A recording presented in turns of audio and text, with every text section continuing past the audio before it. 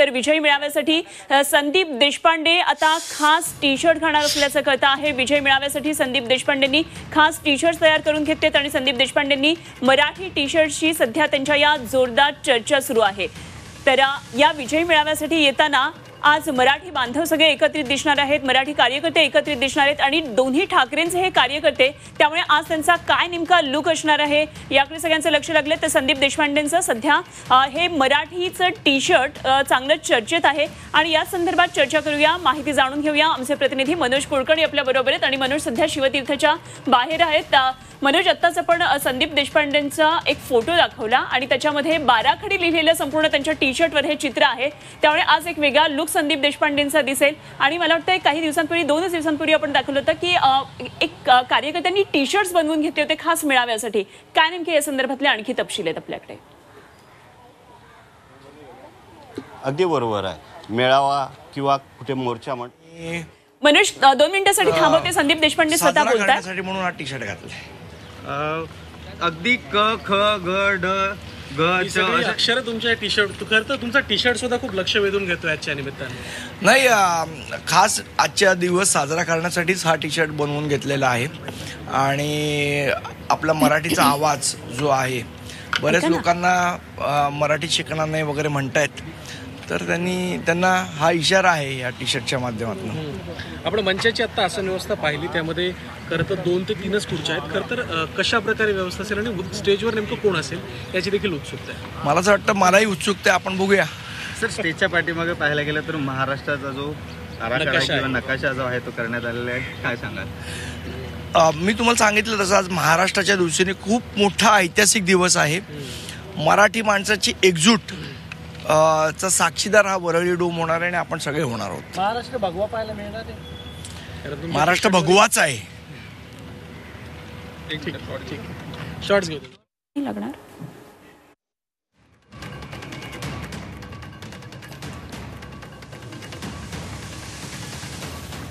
तर मनोज कुलकर्णी आमचे प्रतिनिधी आपल्या बरोबर होते आणि मनोजकडून या संदर्भातली आणखी माहिती जाणून घेऊया। मनोज, आताच आपण संदीप देशपांडेंची प्रतिक्रिया ऐकली, क ख ग ढ असं अक्षरशः सगळी नावं जी लिहिलेली आहेत, सगळे जे शब्द आहेत ते त्यांच्या टी शर्टवर होते आणि ही प्रतिक्रिया त्यांनी दिलेली आहे। तर एकंदरीतच मेळाव्याला येण्यासाठी अशा प्रकारे ही जय्यत तयारी झालेली दिसते, काय नेमकं शिवतीर्थवर वातावरण आहे?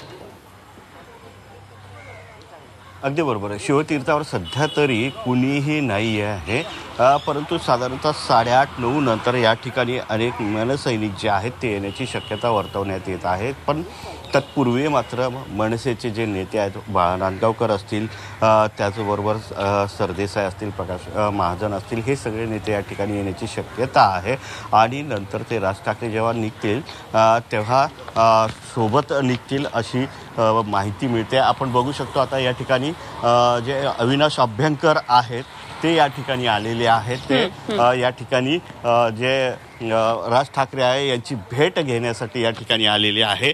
आपण बघू शकतो सगळ्यात पहिले नेते जे आहेत ते आता या ठिकाणी आल्याचं पाहायला मिळते आहे। अविनाशजी, आपण 1 मिनिट याल? तर अशा प्रकारे नेते यायला सुरुवात झालेली आहे।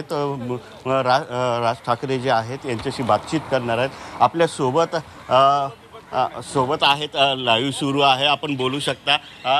खूप उत्सुकता आहे या सगळ्याची, काय सांगाल? 1 मिनिट बोलून घ्या। आज उत्सुकता आहे, तुम्ही पहिले नेते आहात राज ठाकरे यांना भेटायला? नाही, त्यांना भेटायला नाही, आम्ही इकडनं पुढे चाललेलो आहोत। बरं, आणि सन्मान्य बाळाजी इकडे आता येत आहेत, त्यांच्यावर आम्ही पुढे चाललेलो आहोत आणि उत्सुकता संपूर्ण महाराष्ट्रामध्ये आहे की येणाऱ्या 3-4 तासामध्ये काय घडणार आहे ते सगळेजण आम्ही वाट बघतोय। जे भाषण होणार आहे राजसाहेबांचं त्याकडे सर्वांचं लक्ष लागलेलं आहे, तुम्हाला काय वाटतं?